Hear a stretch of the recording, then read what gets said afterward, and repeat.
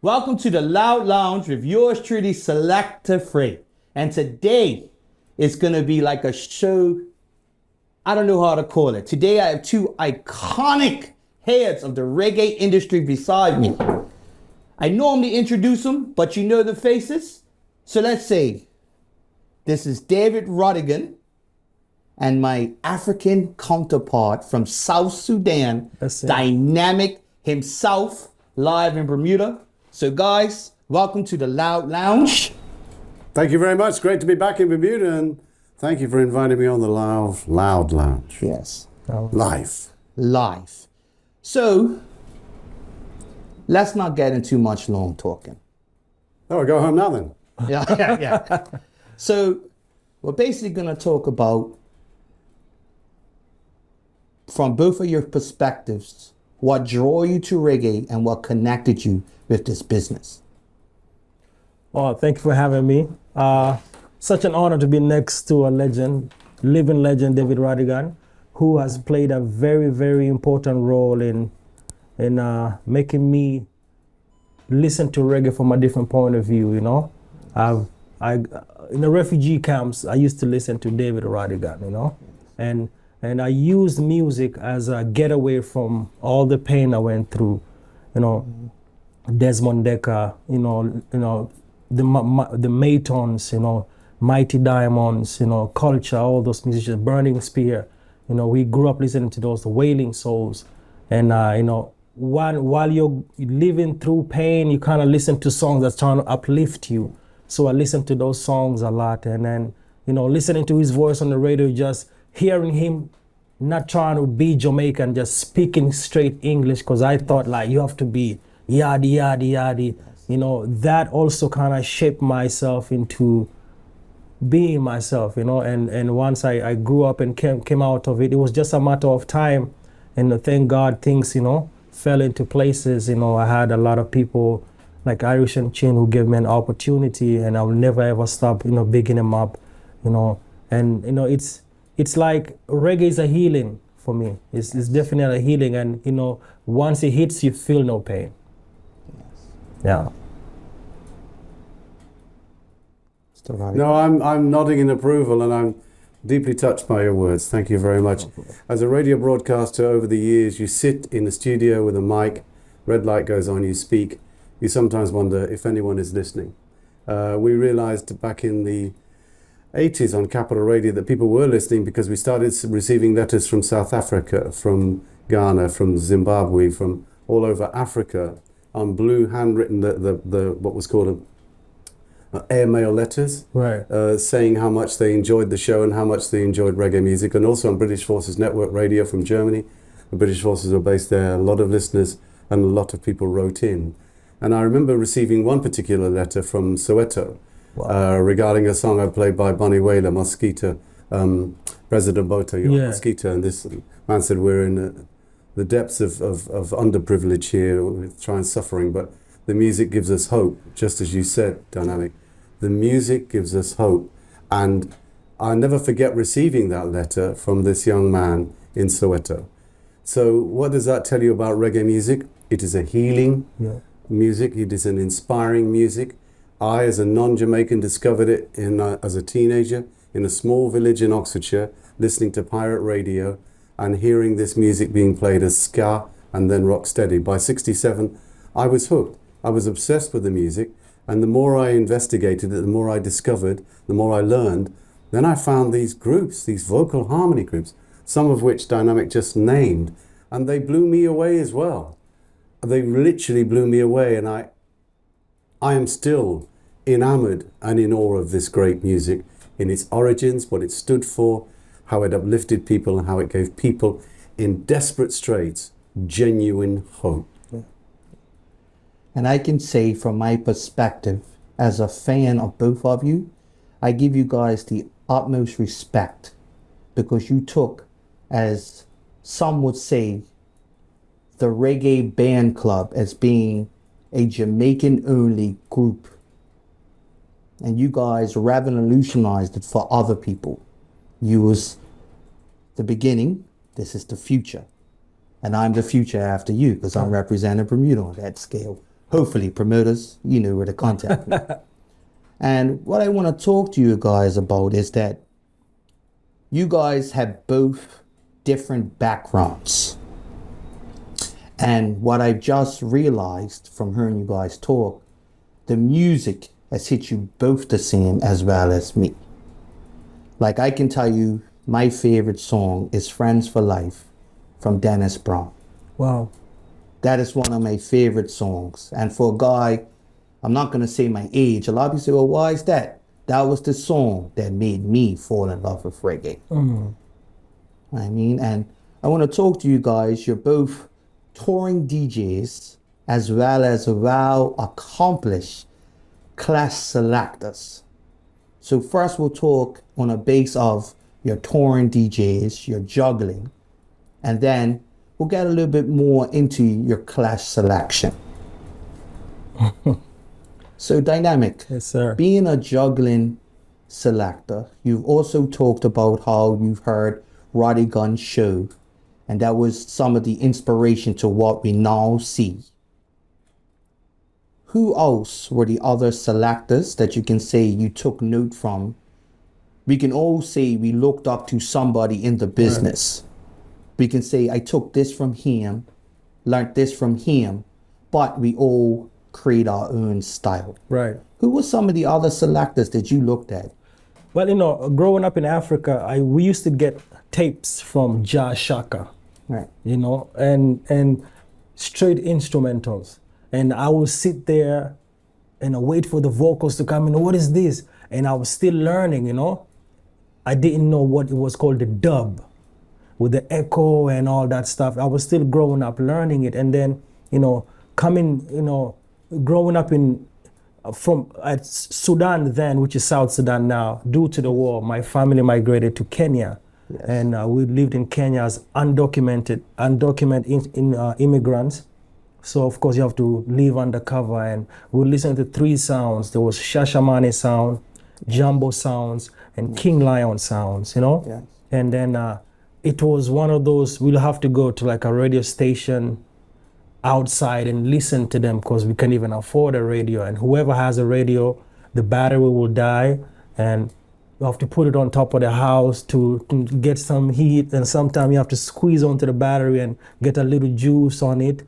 And then my favorite part of growing up is when you press play and rewind at the same time to get that sound.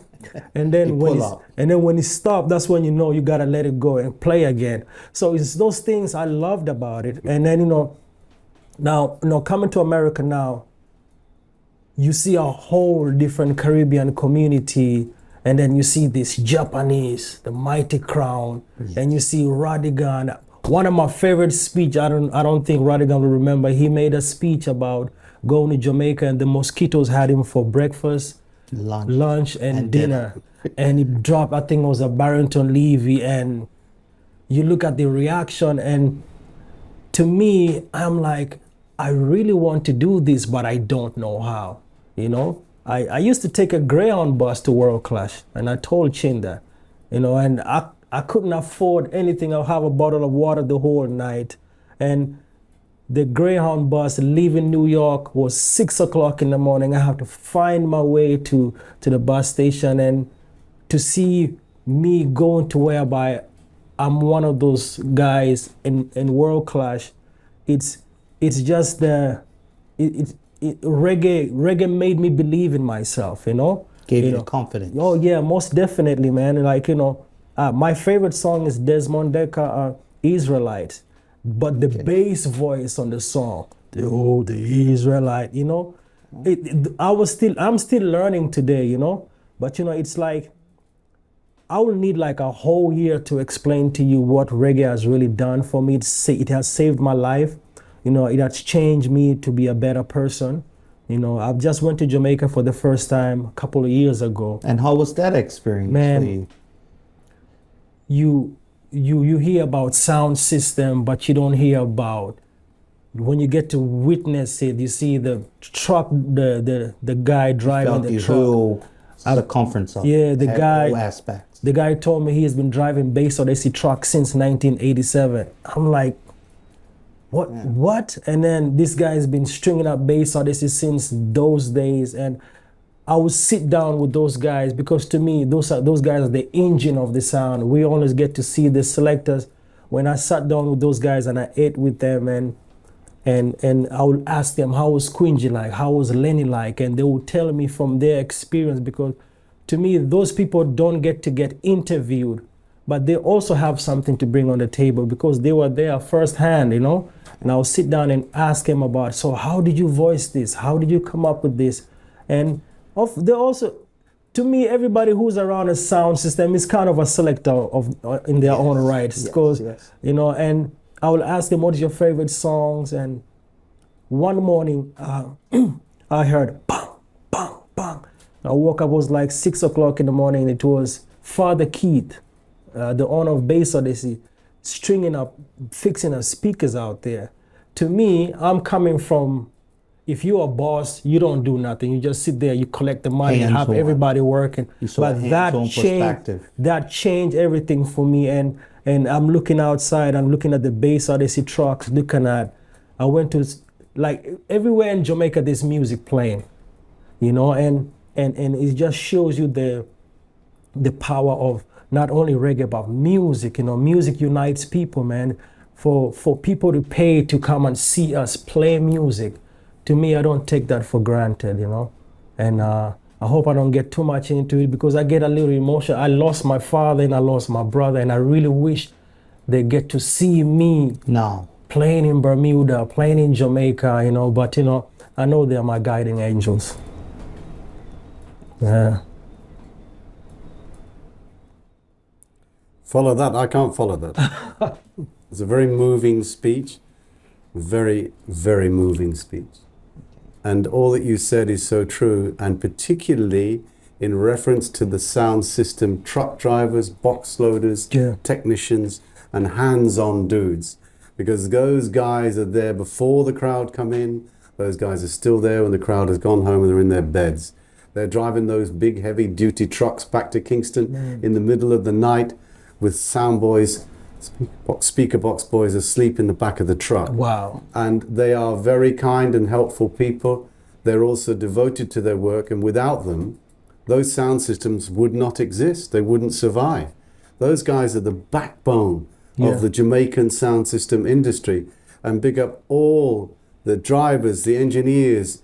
As you say, everyone in the sound is a kind of selector. Yeah. And I always remember many years ago, and I'm not going to name the sound because I don't want to get the engineer in trouble, but one of the engineers of a particular sound in Jamaica, a very big sound that I was billed to play with deep in the countryside, said to me as he was unloading the truck with other people, he whispered like this, "They're going to clash you tonight, be prepared," and carried on. And I stood there thinking, I've seen the flyer, doesn't say clash. And that's all he said to me. And later I looked at him and he went, in other words, click, click. It's true. And you know what? It was true. Because after we'd done the juggling, suddenly, clash. Are you ready for clash, Radigan? And I didn't have a clash box with me. Wow. Because I didn't come to clash. Because in those days I had acetates only and vinyl. I had a blue box which had vinyl and some dubs, and then I had my little red box, Ask Richie B on JB Radio. Ask Richie B, the famous Jamaican radio DJ. He said, "What's in that little red case?" I said, that is the atomic option. Because those are all the killing dubs. I didn't bring the little red box because it didn't say clash. So I had to clash them with what was inside the front of the blue box. Wow. But I still gave them some serious damage. Nice. No names, no pack drill, as they say in the army. Big up JDF, Jamaica Defence Force. All soldiers, all bad man. and all tough guys. Yeah, anyway, so that was in reference to what you were saying, and I think that's so important about...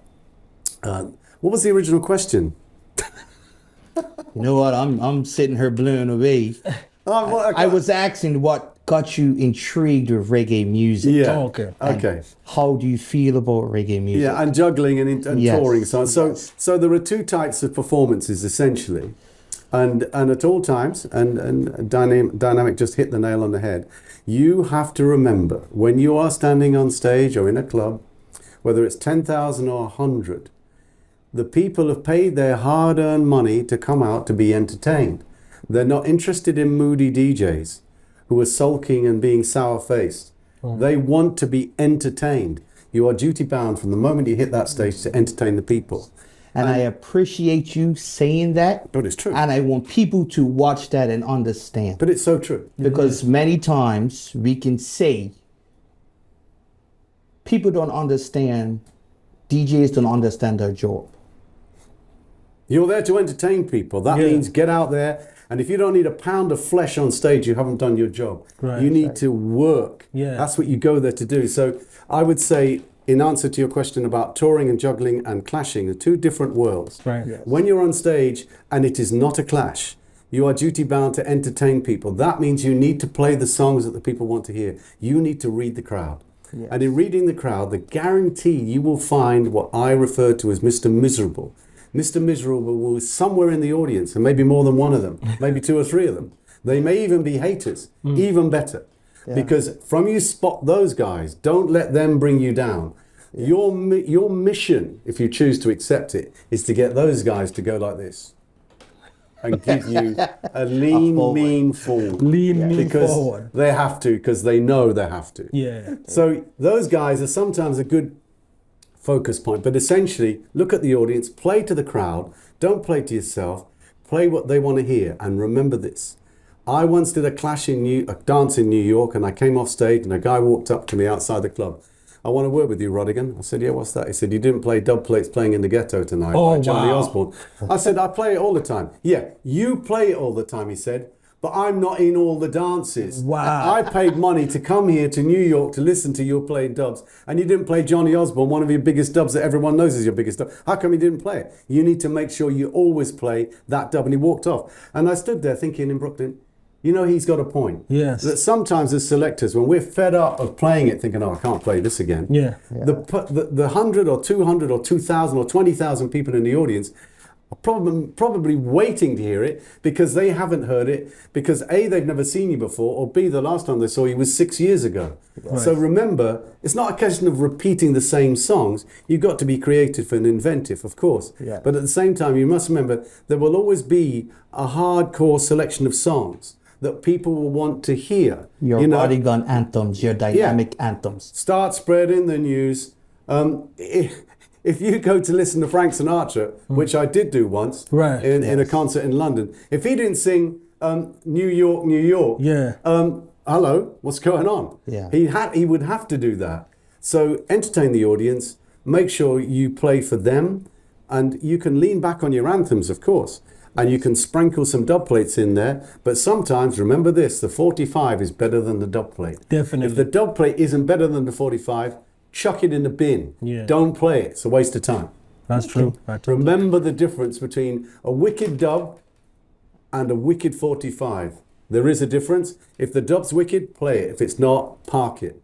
And then clashing, that's a different game again. Okay. Because you go into a clash and you have to have a game plan, you have to plan A, plan B, you have to know where you're going, you have to lean into it. And even when you're getting battered and you're on the ropes and someone's put lead in the boxing gloves and you're getting whacked and you're thinking, why is this so hard? Because somebody's put lead in the boxing gloves. You just have to take it and bounce back, because remember, if you can get to the 1 for 1, in my case, because I'm no good at juggling, I couldn't mix a cake. But if I can get to the 1 for 1, I know I got a chance. I got some big dubs just now, waiting.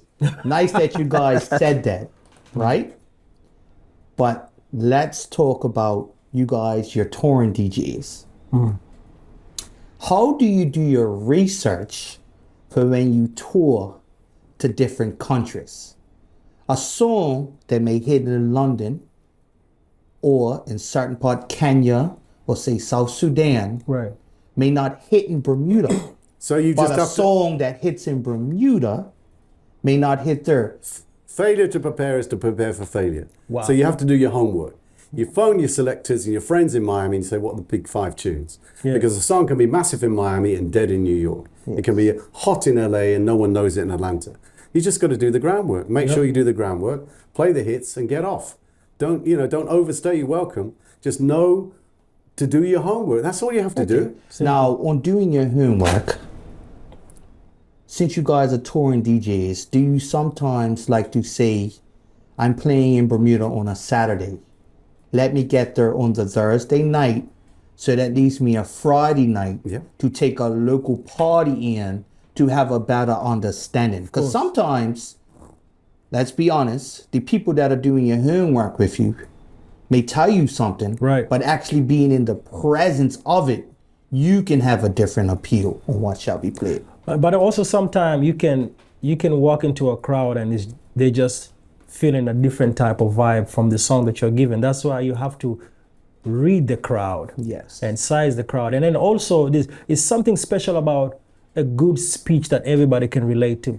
You can make a speech and literally play anything and the crowd goes crazy. Yes. And with that also comes back to you just being who you are. People relate to people who are themselves and just speak their mind straight up. You know, I'm a poor guy, I'm a rich guy, just be yourself and present yourself. And people, it's something about just being real. Anybody can relate to that. Okay.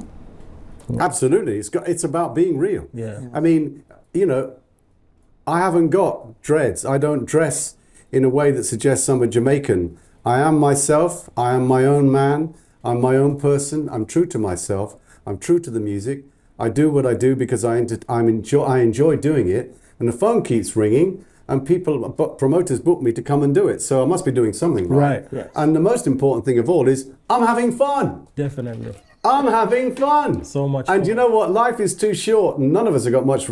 I mean, I certainly probably haven't got a lot of runway left at my age, but I don't care because I'm still having fun. Most definitely. And I also, let's get into, since you're touring selectors, what has been your memorable moment to date playing? Where, when, and we're going to go a little deep, what did you play? So like, man, it's a couple of them, but the one that stands out is the first time I went to Jamaica, right? And before I played, it started raining. And it was myself, Panta, I think a sound called some other sound, and it started raining, and to me, people started walking away. I was like, oh man, what is happening? It's my first time. What am I gonna tell my friends back home, you know? So good thing the rain just stopped. It seemed like everybody left, but they really just went to the side. So I played Miriam Makeba folk song. No, the click song. Miriam Makeba, the click song. The reason I did that is because I wanted people to look at the stage and say, what's going on over there while they're coming back. And the click song, when you know the South Africans speaking, they click, click, click, click. Miriam Makeba was just singing, and right after that, I said, you know, the rain is a blessing. And I came all the way from Africa and I'm gonna play a song. If any one of these selectors feel some type of way, they're free to defend it. And I played the Beanie Man, and if and the place just went crazy while some Jamaicans are looking at me like, this African has some nerve. And this is my first time. I was really nervous, you know? I was also using one turntable because for some reason the sound was turned off and turning back on, and I was just running back and forth, and it just worked my way in, worked perfectly. And after that, we went to tune for tune, and I played some song that a lot of people never expected me to play, and that is the beauty of having the element of surprise, because somebody made a speech about a Gregory Isaacs and they played Night Nurse, and I put in the deepest African accent you can think about, you know, and if you play Gregory Isaac as an African, and I dropped Gregory Isaac, and Bounty Killer was in the crowd. Which did you? Love Overdue. Okay. And Bounty Killer was in the crowd. And when I'm done playing, Banky, who's like Bounty Killer's management, comes up to me. I don't know who this guy is. He said, hey, the man want to see you. First time in Jamaica, I'm thinking I broke, the law or something, Some rules or something. So I walk up to Bounty Killer, and there's a lot of broken glasses. Yeah. And he's telling me, are you who make we do this, And I'm like, what do you mean? So the whole time I'm playing, they're breaking bottles, like giving me forward, like throwing it down. And then he says, yeah, deal with them like a River Nile crocodile. And that's how the whole River Nile crocodile came about. And at this moment, I'm speaking to Bounty Killer. I don't in awe. Like what, I'm by myself and I'm looking around like, oh, first of all, I need to find somebody to take me to the airport because my flight is, but I want to see what Bounty Killer. And so it was just, everything happened so fast. But when I left, I went to the airport. The whole time I was just sitting like this. What is my next move? What's going on? What's going to happen now? I think I started something that I have to live up to a certain expectation. But, and thank God for the great people I have in life. My big brother, he always told me, like, listen, man, if you try and you fail, you just gotta go back and try again, man. It's not the end of the world, As Barry Salmon has a song called "It's Not Over Until It's Done," and there's a line there says, as long as you wake up in the morning, you always have a chance. And that's how I live by, what I live by. Okay. That's life. That's what the people say. Riding high in April, shut down in May. James Brown version is the best version. And you pick yourself up and dust yourself down and start all over again. For me, well, it's a difficult question. There are many possible answers I could give because there have been one or two special moments over the past 45 years, gosh. Wow. But I guess probably 1999, Hartford, Connecticut was a truly magnificent moment because I didn't see it coming. I didn't even know the train had left the station. 1-for-1, Mighty Crown and me. They just won World Clash. Ooh. They were the new world champions. They were, and they are, a phenomenon. And when I was invited to clash with them, everyone in England said, no, you're crazy. You can't clash with those guys. They will chop you up into little pieces because they've got dubs on top of dubs, like music like dirt for days and extra days, as they used to say in Jamaica. And I thought, do you know what? I love a challenge. So I said, I'm going to do it. So I got 2 versions of Sukiyaki. It's all because of you. Mm-hmm. The Suki is a Japanese pop song. Yeah. And I found a Japanese lady who worked in a bank in the city of London. Wow. And I rewrote the lyrics and I got her to go to Maffei and Flux's studio and she voiced Sukiyaki killing Mighty Crown in the dance in Japanese. Yo. On a dancehall version of Sukiyaki. Yeah. And Mighty Crown just looked at me, they couldn't believe it.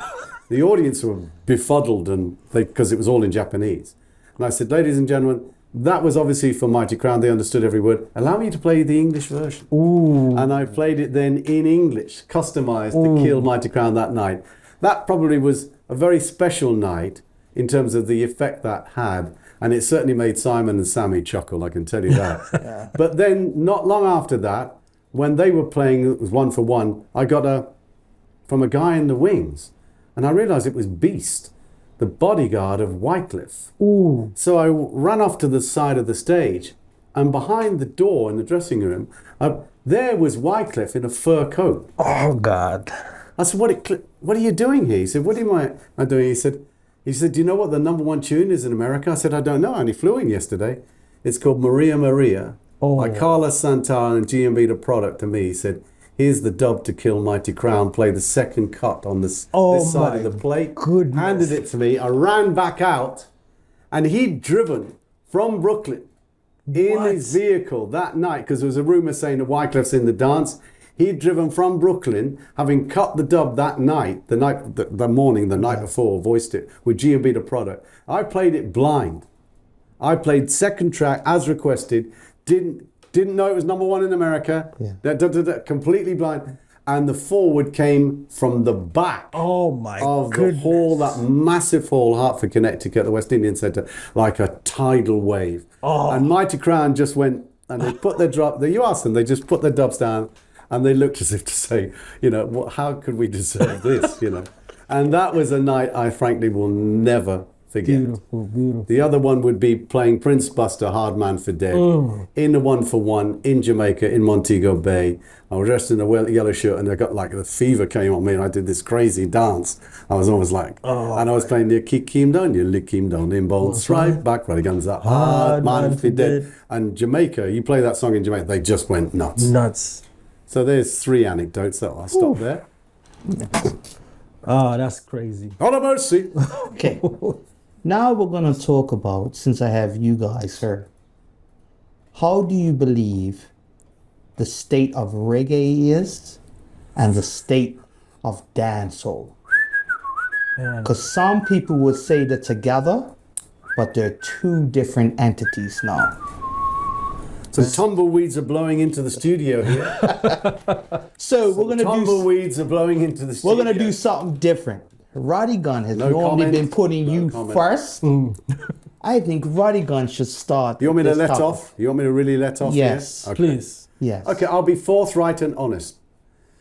To be true to yourself is the only thing you can be. I would say this, that the young artists in Jamaica will always be inspiring, because from youth comes all the energy that the world needs.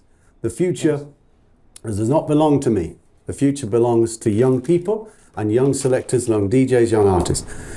For the music to grow, they need to continue to make the music. So, what is happening? It's quite clear what is happening. Young people in Jamaica are making music for other young people. Because when I was young, I wasn't enjoying music that my dad enjoyed, because he's like saying, who are the Beatles? What is this noise? He wasn't getting it because he was into Glenn Miller. Generations come and generations go, the cycle of life. So I get it. Young Jamaicans are making music for young Jamaicans in Jamaica. Some of that music exports quite well, some of it doesn't.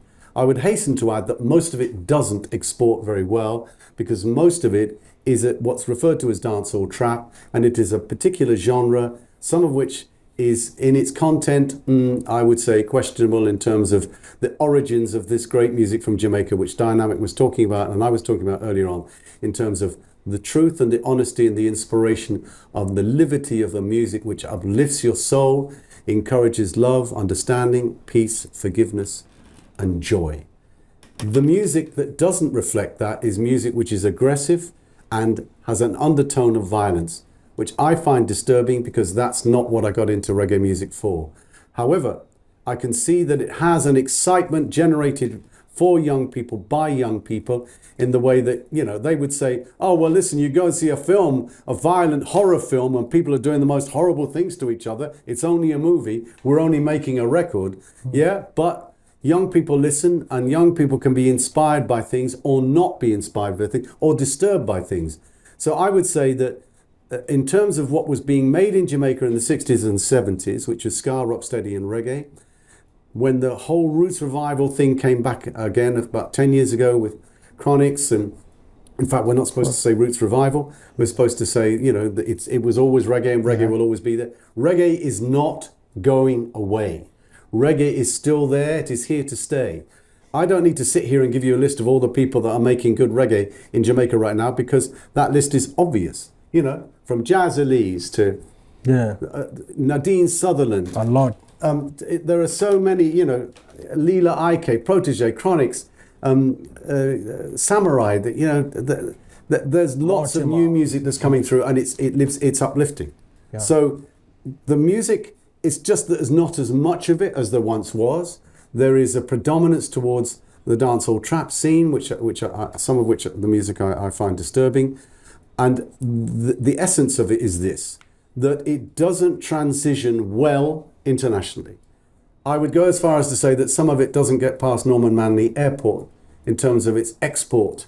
Much of it is not available for export because it doesn't translate, it doesn't transition. So consequently, we can prove this because in Europe, there has been a demise of dancehall music. The sound systems that champion the music in Sweden, in Finland, in Jamaica, in across the whole of Europe, Germany, France, Italy, all those sound systems, right? Most of them are like, because the majority of the music that's been made in Jamaica now, they're not able to play that because Afrobeats has taken over. Afrobeats is inspiring young people. Afrobeats is what people are going to listen to in dances. And ask all the top selectors in Europe, what happened to dance or what happened to Jamaican music? They say, well, it's not as popular as it once was. It is not as popular as it once was. Wow. Bounty Killer talks about this. Beanie Man talks about this. Other artists talk about this in Jamaica. And it simply isn't. And that's a given. That's not to say that it's forever, because nothing is forever, and it will come around. But at the moment, what has happened is that the international stars, the Gregorys, the Dennis, Culture, all the legends that would be the headline acts in festivals all over the world, there aren't as many of them. In fact, there are very few of them left. Obviously, we can name the obvious people, Burning Spear and so on and so forth. Bob Andy's gone. So many people have gone. Gregory's gone. These are people that sold hundreds of thousands of records, millions of records worldwide, that made amazing albums. And we are desperately in need of artists from Jamaica who are going to fill those footsteps and walk in those shoes. Okay, now I loved how you expressed that. Before I get to you, Right. who can we, as the group that are here, that we can say some of the artists that we see now that can do that? I will put a few names out there. I will say Romain Virgo. Yeah, but he's not. The other day, Romain's an amazing singer. Yes. But he's not new. He's been around what?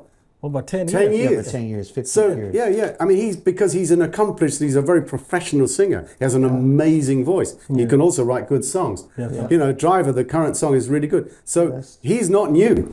Yes. But I don't say that as a diss. Right, Yeah. you're He's right. there. Yeah. He's there. It's been there. Yeah. Because I wanted to throw out some names Go on, who then. will be the next Okay. to take the torch Okay. going forward. So I would say, from my perspective, I will put a Romain Virgo there. Yes. I will put a Christopher Martin. I will put a Taurus Riley. Out of the women, we can say, I would say in a lane, Layla Ike. You guys give me some artists. These are just from my personal perspective. I like Mortimer. Mortimer is you know, he's got a unique style. You know, I like you know, like, it's for something like that. I think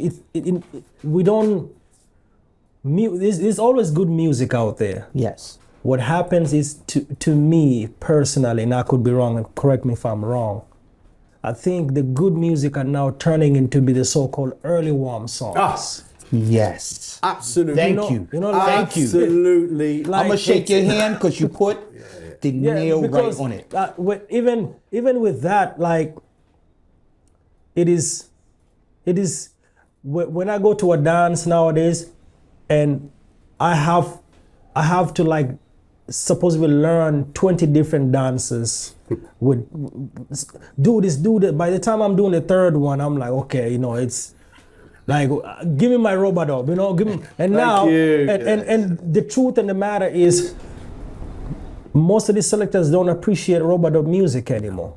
Yeah. They look at it like, yo, we don't want to hear that old music. Yes. You know, but So- old is gold, you know. What I can say, and I truly appreciate what you understand it, what you're talking about, because I understand you both to the full max. The generation now of selectors are not given the proper respect to the things that were passed on to them. We have, I can say from my experience in Bermuda, we have local selectors where I tell them, your 15 minutes of fame is all you're showing. A lot of guys nowadays, selectors, can't do early warm. They could only do a 12:30 to Dingsboro. I'm saying, no, understand your craft. Understand this music. It's a lot more than the beautiful girl that's hollering for your number. I think that also comes with, if you travel, you get to learn a lot. You get to see different places and see how different, you know, I went to a place called Montserrat, and Yes. to get there, You have to take a 15-minute flight from Antigua. Yes. Probably one of the most horrible flights you could ever take. But when you get there, a little hopper jet. yeah. But when you get there, the vibe is different. They had the Clash like beside the mountain somewhere. They don't have no indoor venue. Everything is outside, and the music they were playing, I was there like, what? They love this over here, because once you travel, you get to understand is one thing. To me, good music is good music. You can never go around good music. Yes. And good music can play in Russia, Jamaica, Trinidad, South Sudan, England, all over. Good music, and from Australia back to Jamaica. But I think what happens is, and like I say, if I'm wrong, correct me if I'm wrong, most of our selectors are not leaders anymore.